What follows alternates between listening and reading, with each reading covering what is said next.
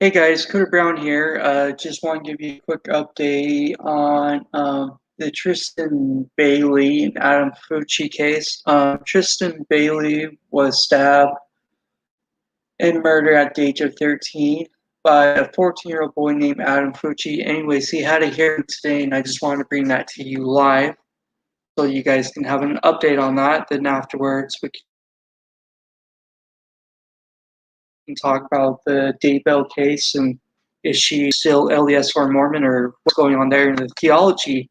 I kind of want to explain behind the LDS Church. But anyways, let's start with the Tristyn Bailey and Fucci case. I'm waiting for a signal from the digital team. This may be a very short interview. Okay. All right. Okay. Less is more.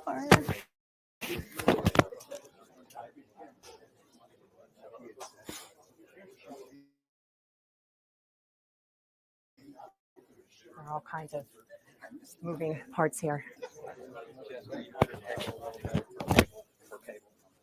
Oh. I'm just going to suggest there you go.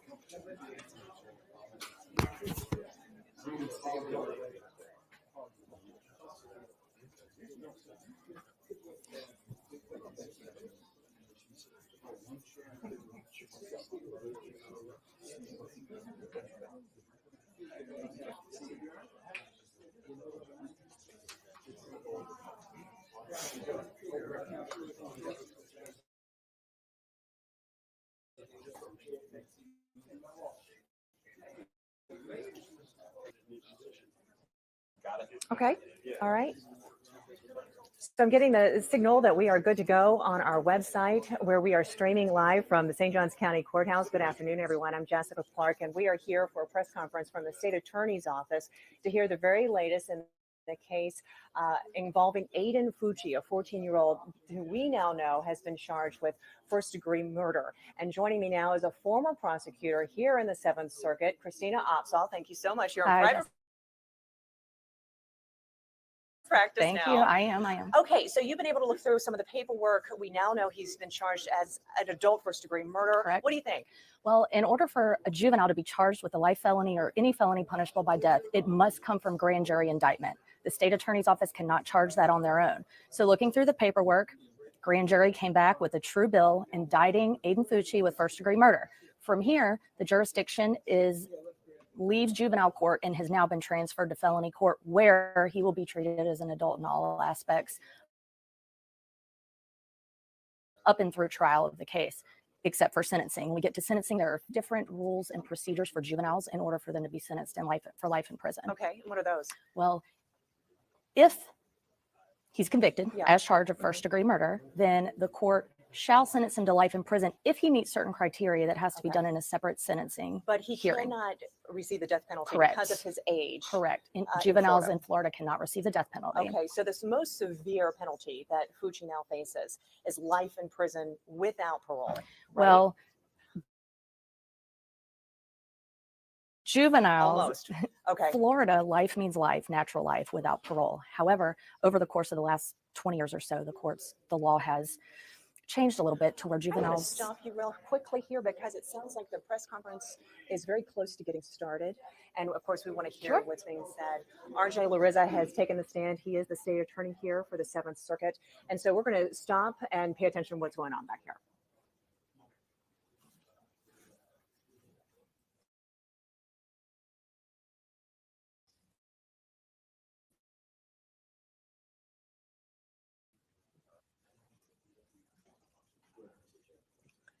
If you want to take your mic off and go listen, I have to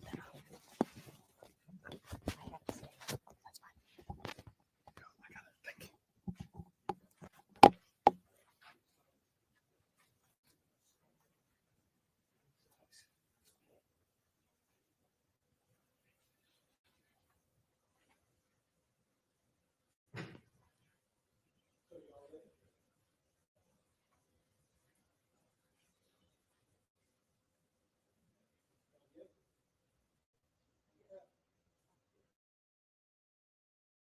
Welcome everyone to St. Johns County, to the courthouse. I'm RJ Larissa, the State Attorney of County. To the courthouse, I'm RJ Larissa, the State Attorney of the Judicial Circuit. issued an indictment against Aiden Fucci for first-degree murder involving our victim, Tristyn Bailey. Once the grand jury had done the indictment, we did a transfer order, which I believe some of the folks in the media had already gotten a hold of, transferring the case from juvenile court to adult court. The indictment is the triggering document which signals and executes the move into the adult court system. So Aiden Fucci will be tried as an adult in St. Johns County for first-degree murder. Now, Aiden was only charged with second-degree murder. The indictment is for first-degree premeditated murder. Now, some folks have asked us why, or wanted to know why we would charge premeditated murder, and also why we would choose to seek adult sanctions on Aiden, who is a 14-year-old boy. Well, we're going to talk about both of those together to give you an idea of why the decision was made to charge him as an adult, and why we believe first-degree premeditated murder is the appropriate charge. I think both of those intertwine and will explain why we did what we did. First off, I want to tell you, it brings me no pleasure to be charging a 14-year-old as an adult with first-degree murder. But I can tell you also that the executive team and I reviewed all the facts, all the circumstances, the applicable law, and it was not a difficult decision to make that he should be charged as an adult. It's a sad decision and a sad state of affairs, but it was clear to us after we looked at what happened that it was not only appropriate to charge the defendant as an adult, but it was really the only choice that we could make. Now, you've heard that our victim, Tristyn, was stabbed. And I believe Sheriff Hardwick, who I'd like to say wishes he could be here today. Unfortunately, he couldn't be, but we'll have Director Skip Cole will speak for the Sheriff's Office. But to say that it was horrific could arguably be made as an understatement. The medical examiner completed an autopsy on and identified confidently that there were 114 stab wounds. 114. At least 49 of those stab wounds were to the hands, arms, and the head, and were defensive in nature. The bottom line is that premeditation could be inferred, certainly, from just the sheer number of stab wounds that Tristyn Bailey had to suffer. Every time that arm went back and every time that arm went down, that was premeditation. And it happened, if you times 114 by 2, that's 228. But it's not just the fact that she was stabbed 14 times, or 114 times. It's also information that we were able to glean from witnesses. The defendant made statements to several people that he intended to kill. So it was, but he indicated to witnesses that he was going to kill someone by taking them in the woods and stabbing them, which are certainly the facts of this case. The defendant had a knife that he carried with him. A knife was found in the pond, very close in proximity to our victim's body. That knife had a tip that was broken off. That tip was located by the medical examiner in the scalp. The statements that the defendant made to his friends made it clear that he was considering a homicide. And I got to tell you this, it's disturbing and concerning that those statements were not, let's say, adequately or appropriately, or not taken seriously by the folks that heard them. I'm not saying that this could have been avoided, but I'm saying that it was never reported beforehand. forward in this case and we continue to develop the case, we will continue to develop more evidence. Not only do we have the knife, which is identified by witnesses as they say it's his knife. It's consistent, as the medical examiner says, with the wounds that were found on Tristyn's body.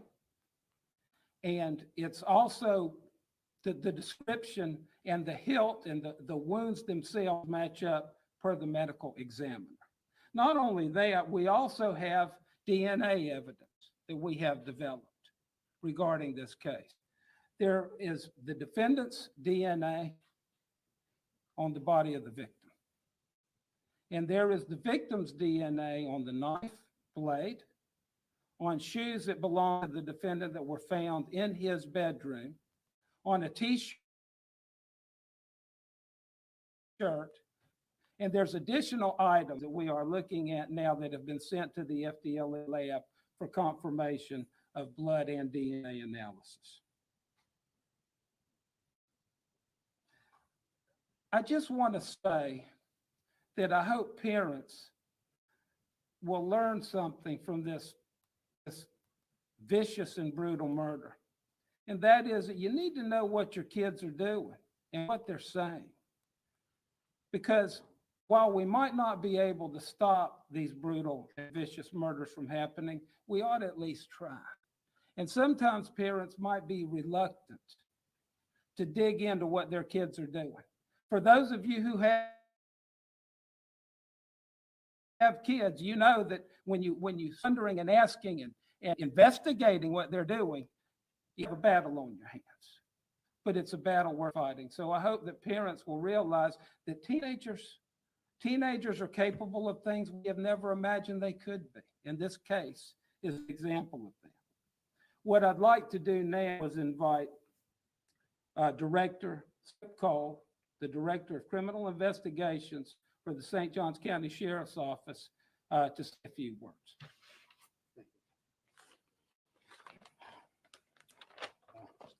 It's difficult to hear all that. Okay, my name is Howard Cole. I'm the Director of the Criminal Investigations Division. I'm here today representing and all the men and women of the St. Johns County Sheriff's Office. To begin, we fully support the grand jury indictment, which we all know represents only the first step in this very long and difficult process. We remain confident in the strength and thoroughness of our investigation, and we will be fully prepared to present all the facts and evidence to a jury at the appropriate time. We'd also like to thank State Attorney R.J. Larizza and his team for their partnership during this case. From day one, our teams worked side by side, furthering the investigation and preparing this case for grand jury. Even though this case is now being transitioned to the State Attorney's Office, our detectives will continue to investigate all leads and evidence to the fullest. In conclusion, we extend our continued thoughts and prayers to the Bailey family. We want the Bailey family to know that they are not alone, and we will stand with them through this entire process until justice and accountability. Now I'd like to invite up Matt Walsh, who was the Assistant Special Agent in charge of the Jacksonville region of Florida Department of Law Enforcement. Thanks, sir. Thank you. I'm FDLE Jacksonville Assistant Special Agent in charge, Matt Walsh. When a child goes missing or is in danger, time is critical. These are the most urgent cases in law enforcement, and we do everything we can to bring that child home safely. But sometimes, as heart-wrenching as it is, and despite our very best efforts, it isn't always possible. In these cases, we search for answers for the family and for the community. I'm so appreciative of our FDLE team and our law enforcement partners at St. John Sheriff's Office and here at the State Attorney's Office, Mr. Larizza's office, who dedicate themselves to this case and other cases around this community. Our forensic section had a very big role in this case. They worked tirelessly around the clock overnight to develop the DNA evidence Mr. Larizza has spoken about. Our agents assisted in investigative support which is needed by the St. John Sheriff's Office. And we continue that support to you in the Sheriff's Office. Our Missing Endangered Persons Information Clearinghouse, MEP, moved quickly to both issue a missing child alert for Tristyn and has been invaluable in providing analytical assistance in this investigation. And FDLE will continue to offer any support we can to this investigation and to our community in working through this tragedy. Thank you. I'd like to also acknowledge the Sheriff's Office, and there were a bunch of folks involved in this investigation, but the case agent was Corporal Hannon, Kurt Hannon, and he's done an excellent job running the team. And the Sheriff's Office. Cases like this, look, there was video surveillance, there was DNA collected almost immediately. The deputy who responded at the scene to begin with, because remember, this started as a missing persons. Nobody knew what we really had for a while, but if it weren't for that deputy that responded, it could have been a lot longer before we actually were able to figure out exactly what we were dealing with here. And FDLE, folks, you know, testing DNA takes time. I mean, usually it could take months to get the DNA results back. But FDLE stepped up and said, we will process this evidence immediately for you. And I can't thank Matt and his crew enough, the folks at the lab, for doing that. I mean, it truly made a difference in how quickly we could get this investigation over. Also, I'd like to say, and this is really involving the Bailey family. I've met with them twice. They are wonderful, courageous, strong people. And I'll tell you, they're going to need all the courage and strength they can as we go through this process. You know, the juvenile system is not equipped for cases like this. The juvenile system, the maximum time that the defendant could spend in the juvenile system would be 21, and he'll be 15 this year. That is not adequate. That is not adequate or appropriate for what happened here. Additionally, the family has been receiving or has been made aware of comments on social media and threats. I want to tell y'all something. Law enforcement and the state attorney's office will be investigating any and all threats on social media for possible criminal charges.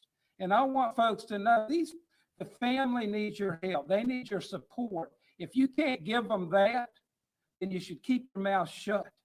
And you shouldn't be using social media as a platform to exploit this terrible and horrific crime that we are now prosecuting. We should all be sad about what happened. And we should all be prepared to stand up and stand with the Bailey family as we work our way through this process. Because I'm telling you, folks, the criminal justice process is not friendly to victims and their families. It is a difficult process to go through, and the Bailey family is going to be going through it for years. So please keep that in mind. You folks out there who want to support the Bailey family, please do. Those of you who don't, be careful. Be careful about what you say and do. Now, I'd like to open it up for questions if anybody has some. Yes, sir. Mr. Lorenzo, I can tell with just your demeanor, having seen you speak on cases before, have you ever dealt with anything like this? Has your team ever dealt with anything like this? Well, certainly not the number of stab wounds. And I mean, it's a 14-year-old that is the defendant and a 13-year-old girl who's the victim. I mean, I'd have to say no. I have not before today. Yes, ma'am. Did the surveillance video show any signs of struggle between the two? We don't, well, there's a lot of surveillance video. There's surveillance video from when Tristyn and Fucci leave, where they were together and walk down the road. There's several different places. We all know folks have ring videos and other types of videos now. And that there was no signs of any struggle based on those videos. We certainly don't know. We can't see what happened at that point, but we know the result. So there certainly was a struggle. There were defensive wounds on this poor young lady, and she was fighting for her life. And it's just sad that we even have to talk about that. Yes, ma'am. Any indication at this point in your investigation of whether Mr. Fucci may have been suffering from mental health conditions or was seeing a counselor for those kinds of issues? No. No. Yes, yes, ma'am. The police report that was just released said that Fucci struck Tristyn. Did he admit to stabbing her? We're not going to talk about any confessions. If there were any, what I can tell you is that there are no statements that I'm aware of made by the defendant that where he confesses to the crime. Okay? You know what led up to them getting together that night? Was he texting her, asking to hang out? Were they having any arguments at all? These kids, they're teenagers and they have their groups and they hang out. And so it was started out as just a few kids getting together and hanging out, but it didn't end that way. Yes, sir. Sir, was this real kill? Was it sexual in nature? I mean, there's so many theories out there. Has your office and have detectives with St. Johns County and FDLE found a motive here? We're still working and investigating this case, and those details I'm not prepared to discuss at this time. Yes, ma'am. Details of that, any signs of evidence of sexual assault in the autopsy? We're not going to discuss details of that at this time either. Yes, ma'am. What kind of pressure did you feel from the community to charge him as an adult? I know you guys got a lot of calls and emails. How many did you get? I don't know. And no, I didn't feel any pressure at all. This is my job to make these decisions along with the executive team. And while we're sad and we certainly take no pleasure in it, this is our duty. And we looked at the facts, we looked at the law, and I got to tell you, and the circumstances of the offense, there was no other alternative. The juvenile system is geared for kids maybe with drug issues or that commit nonviolent crime. When you get kids that get to this level of violence, the time and the accountability is not there, and the programs it's just not there. The adult system is where this case belongs. Yes, ma'am. Was she tied up or restrained in any way? We don't have evidence of any of that. The investigation is ongoing, but no, we have no evidence of that. Yes, sir. What about the other teams? You obviously showed your disdain for their actions for having known about these homicidal statements that he made. Could they face any charges, any punishments, any kind of accountability here? Well, first off, I don't consider it disdain. Disappointment that they didn't talk to somebody. But of course, they're teenagers, and that may be something that you could understand. I mean, I was a teenager once. I can still remember parts of that. But what I will say is, no, at this point, there's no evidence that we're aware of that would indicate that any of the kids that were involved, as far as friends who had testimony or evidence, had anything to do with the homicide or in any way have any criminal responsibility. Yes, ma'am. Mr. Fucci being held, being transferred already to an adult facility. Can you tell us what facility that is, and will he be held at that same facility pending trial? I can't.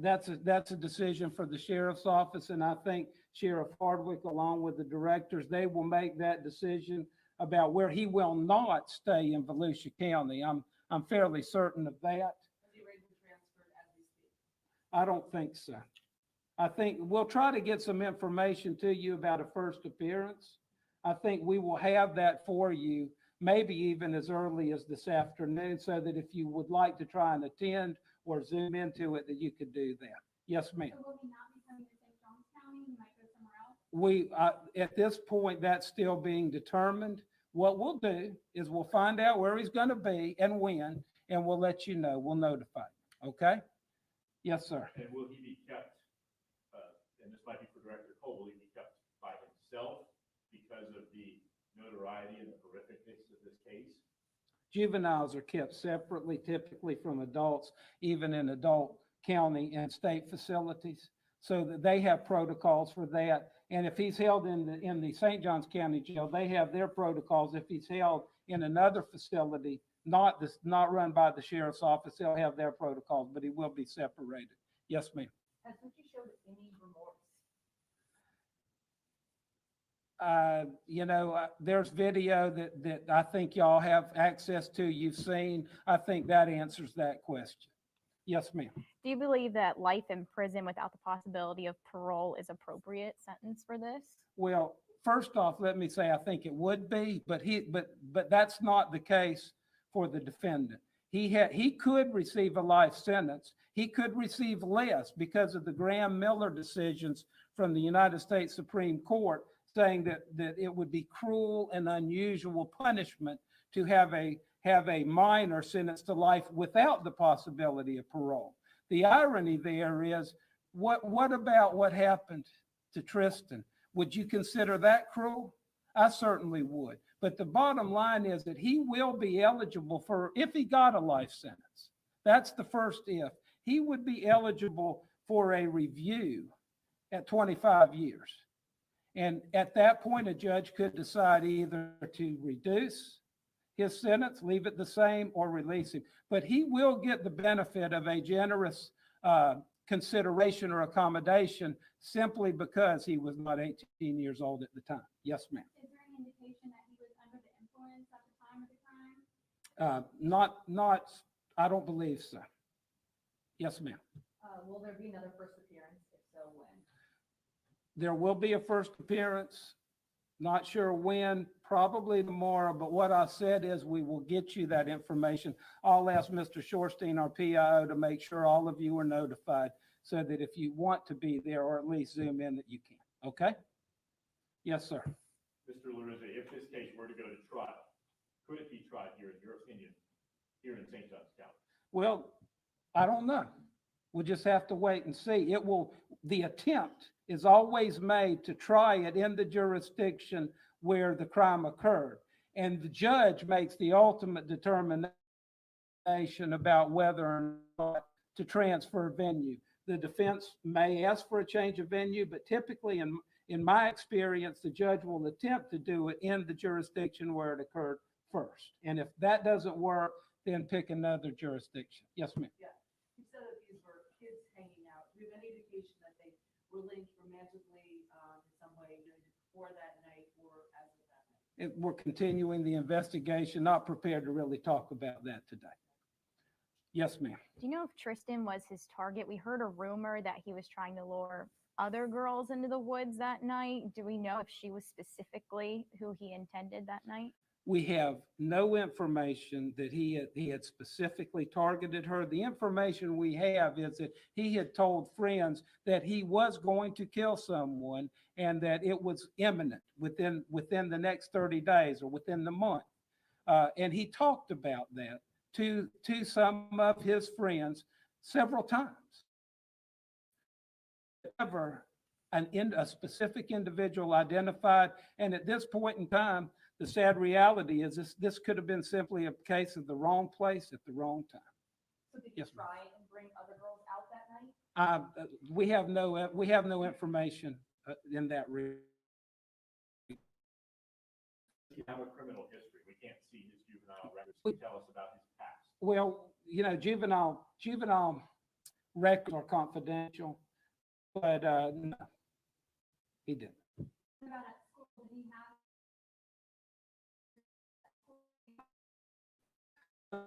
Discuss that at this time. Jessica?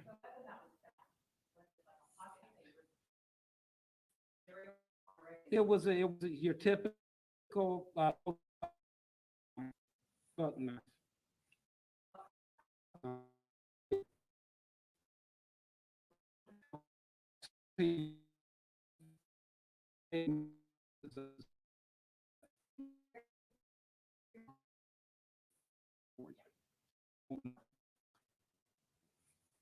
Folks, Are they cooperating?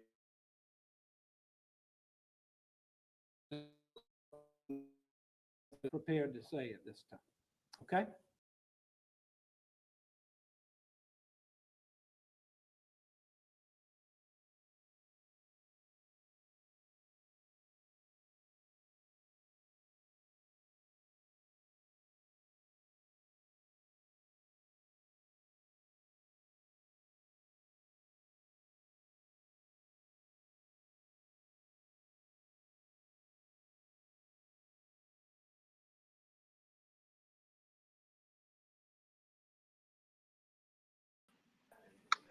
Hey, no problem, guys. I'm gonna stop this. Give you an update on this horrific crime by a 14-year-old and a 13-year-old. As you heard, there was 114 stabbings. There are so many stabbings. A buck knife. It's just a basic cheap uh, knife with the blade folds in and out, and she was stabbed so much they broke the blade, and they were able to retrieve the blade, and I believe they're able to match that up. 8 adult received the death sentence here in Florida due to his age. Can you guys hear me okay? Just give me like one. But let me show you a picture here of the defendant and the victim. Let me pull this up real quick. Sorry, just one sec here.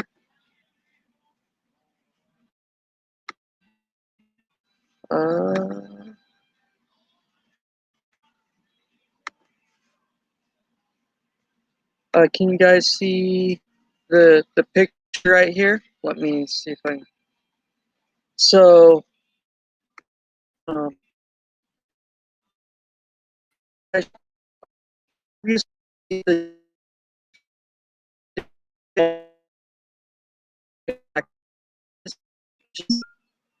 know, he's in the police car, just his mindset. I don't know if there was drugs involved or not. I don't.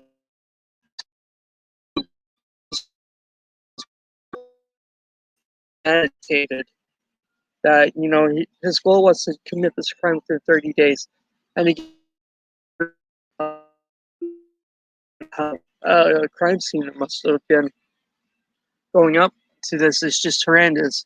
Again, he's going to be charged as an adult. He can receive a natural life sentence with parole or possibly without parole. My guess with having a public defender, he'll probably take somewhere with plea deal in a way which will be good for the family so they don't have to relive this. As you can see with the case today, I'm not sure if you guys are watching.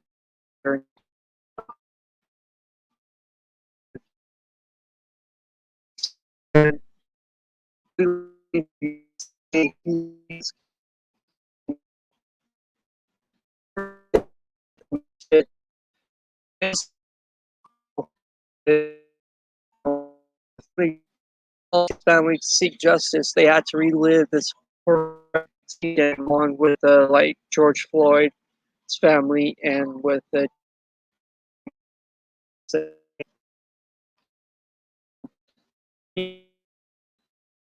very long process.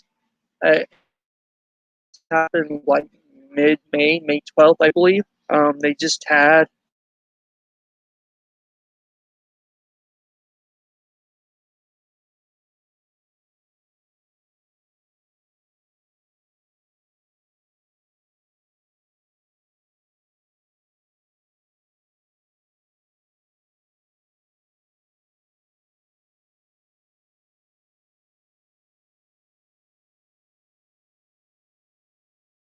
it's as you can see with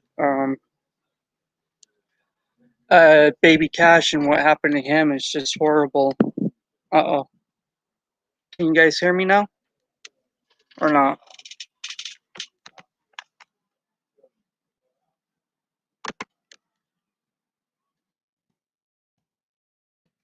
Okay. Um, Again, like these, you know, crimes, you know, kids on kids, it seems to be rampant right now this year. I don't know if that has anything to do with mental health and the pandemic and being self-isolated, not able to socialize correctly or not, but we don't know if there's drugs involved yet. You know, they're still building their case against Adam Fauci, the 14-year-old boy. It's, you know, it's a horrific. Again, I can only imagine coming up on the scene and what happened. It just seems like it'd be a bad, horrible thing. But Anyways, he will be charged as an adult. It's a capital punishment, but due to him being a minor, he can reach a natural life sentence with the possibility without parole or with parole. Again, my speculation, having a public defender and everything, and again, what I was trying to say earlier, like the Molly Tidbit's case with the verdict just came back for Christian Bahina, the illegal immigrant that murdered Molly Tibbetts. He was found guilty today. And, just what horrific things, for Molly Tippett's family just to live through with, reliving this horrific scene and what happened to their loved one. It's just, I couldn't imagine. So with that, I plan on, there's been a lot of updates with the Doomsday couple, the Daybells, Lorie and Chad Daybell. Be more than happy to talk to them on that and everything. There's been several interviews with family members, and it sounds like Colby Ryan, Lori's sons, kind of turned away against her, or is against her at the moment, just for coming to realization and whatever the police or the detective or whoever talked to him about the details and the facts, and even for the Daybells, on Tammy Daybell and whatever results came through on the autopsies, and the Daybell kids have to go to anyone that has a crime like this. You don't win either way. A good example would be the Chris Watts case. The Rusiks, they lost Shanann and the two little girls, but yet the Watts, they lose their grandbabies too. But in a way, their son's dead to them too, basically because of his choices. And one thing that I love about true crime and brings what intrigues me too is like the mental state of these people, and I think Lorie Daybell would be a good example to talk about. Um, I guess there's been known mental illness. She had an older sister that passed away. Possibly what they're saying could be like schizophrenia or something.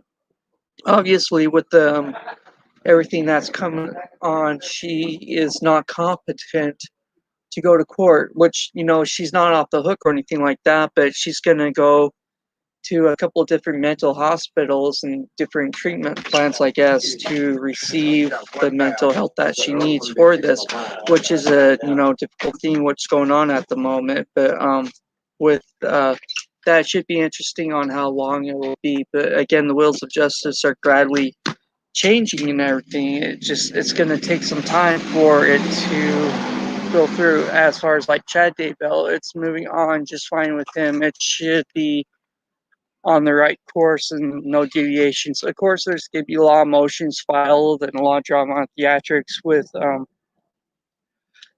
Lorie and Chad's defense lawyers, as you can tell already. Just basic, try and get them off the hook and everything. I mean, being incarcerated myself for a DUI and spending almost a year in county jail versus prison, it was horrible. I hated it. But, I made that choice and I had to do the time for the crime that I did.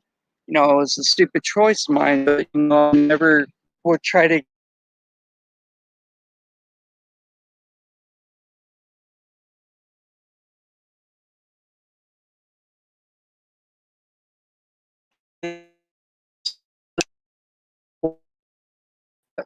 again, another thing I want to talk about is, you hear the Doomsday Cult and it being a cult. One thing I can say I'm grateful for with, sorry guys, I'm outside. If you hear a little bit background noise, my headphones seem to pick up other people really well, and I don't get a whole lot of privacy where I live, so I'm outside, so you might hear some background noise.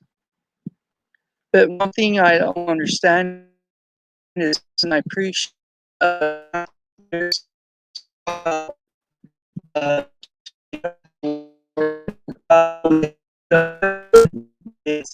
there's the LDS Church, or what people known as the Mormon Church, and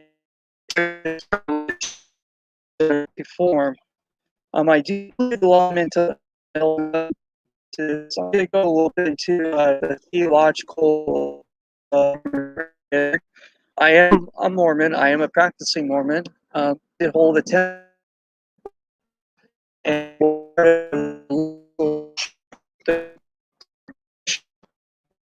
I attend.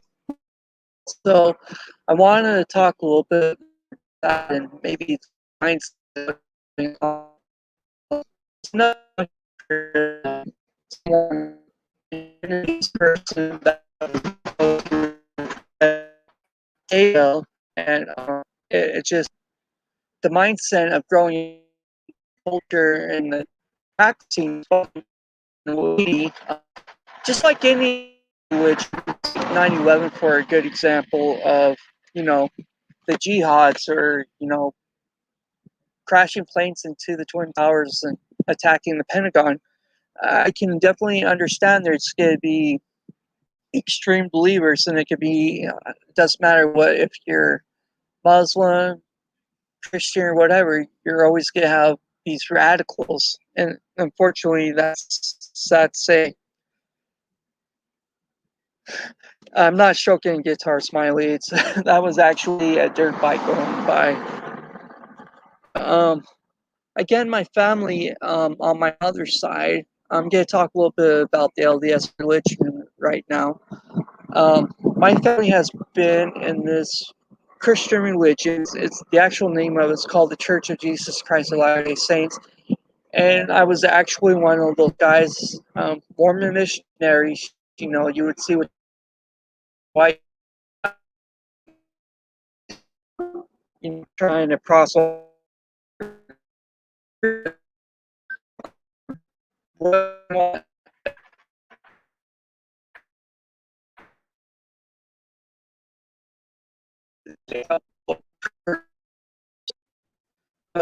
uh,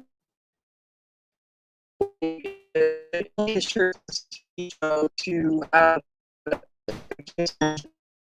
our shelter where for 48 hours to be prepared. And the extreme and what Lorie and Chad were doing is, like doomsday preppers, like, they want to have their own hideout food and everything like that. No, that's not.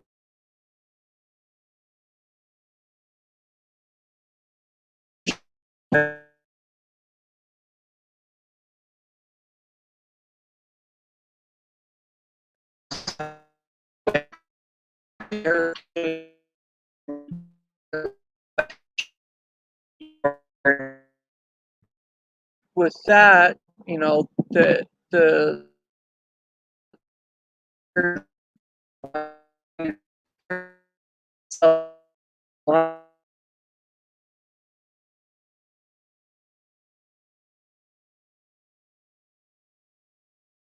and gift of powers and different things like that. But what he's doing is taking these things to a radical idea of religion, which unfortunately is not.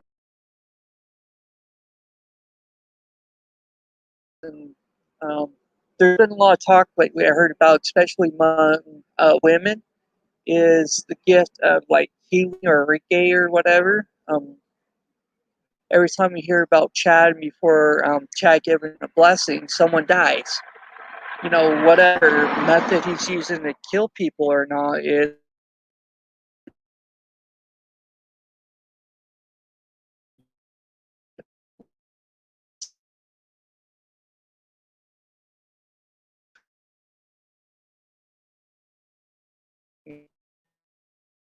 uh, we don't know honestly, book Revelation talks a lot about this, and et cetera, but we exactly don't know.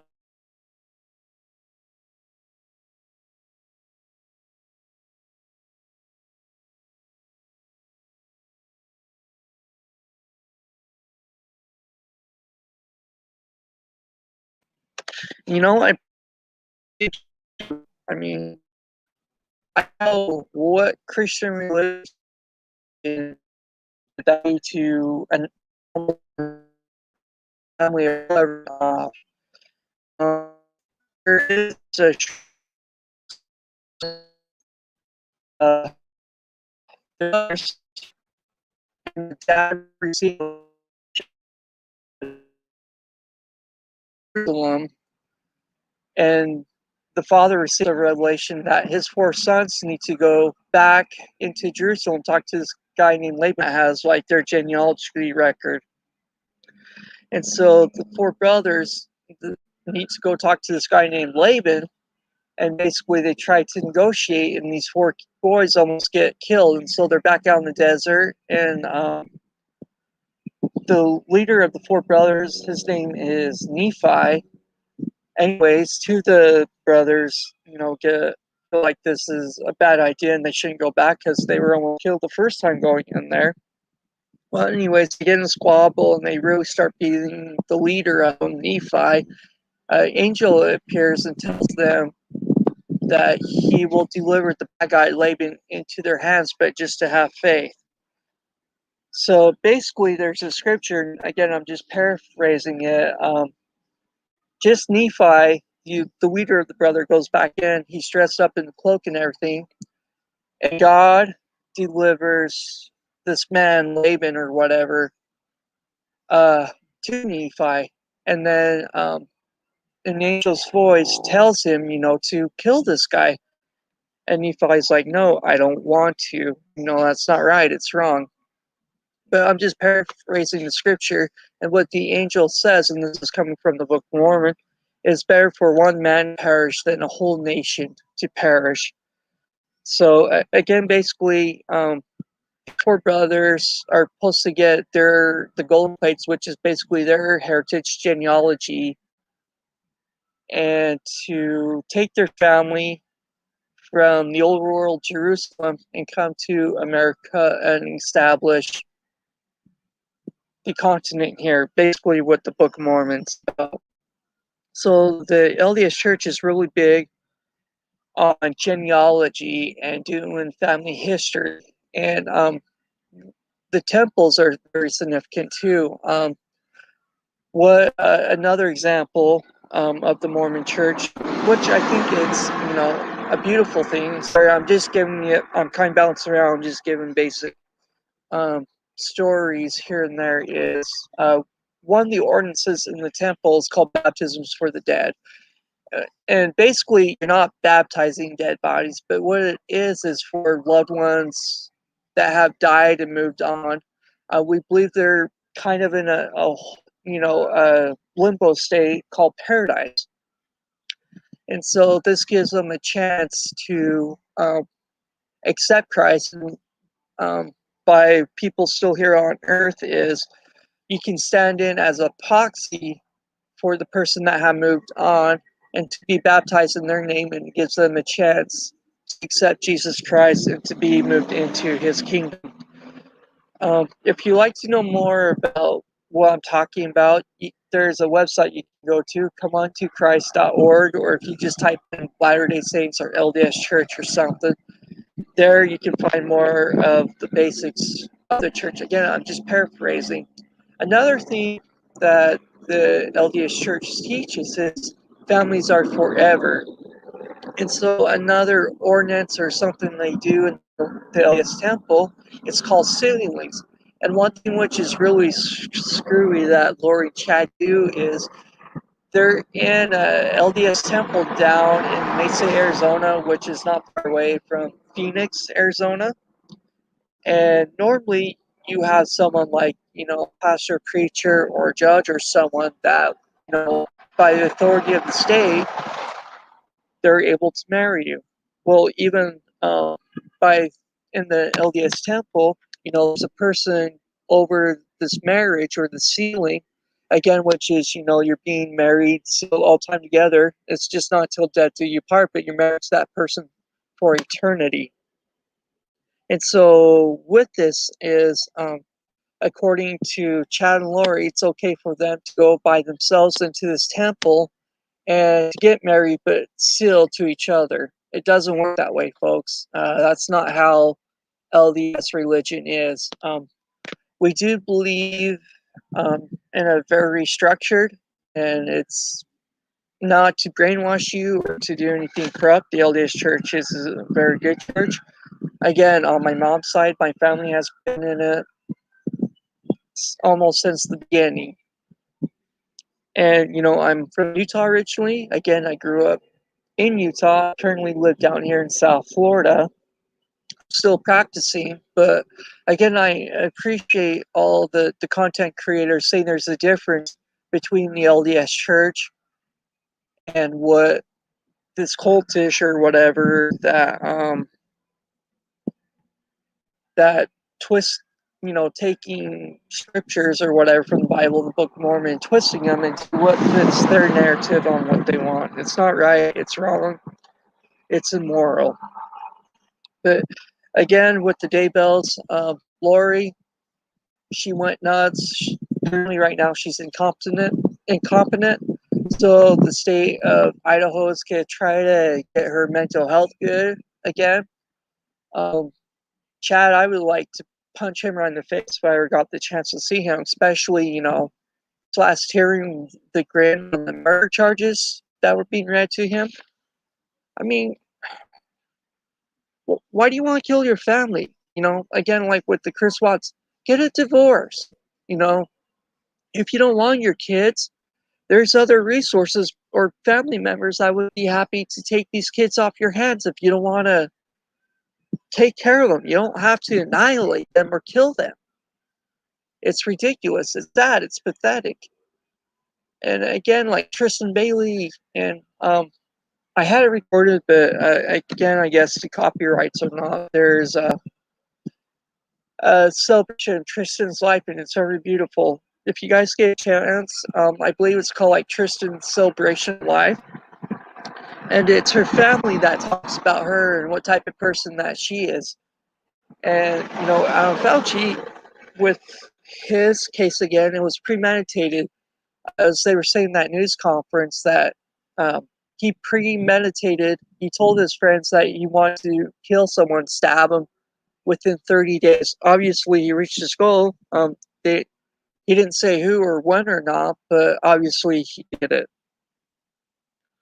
But also, going back to Lorie Daybell, I believe, I try to ask my bishop, who's kind of like the local pastor where I attend church at, if there's a way that he could validate in the system if Chad Daybell and Lorie Daybell are still members of the Church of Jesus Christ of Latter-day Saints. But I have a pretty good feeling they've been excommunicated. Like Melanie Gibbs, I'm pretty sure she's been excommunicated.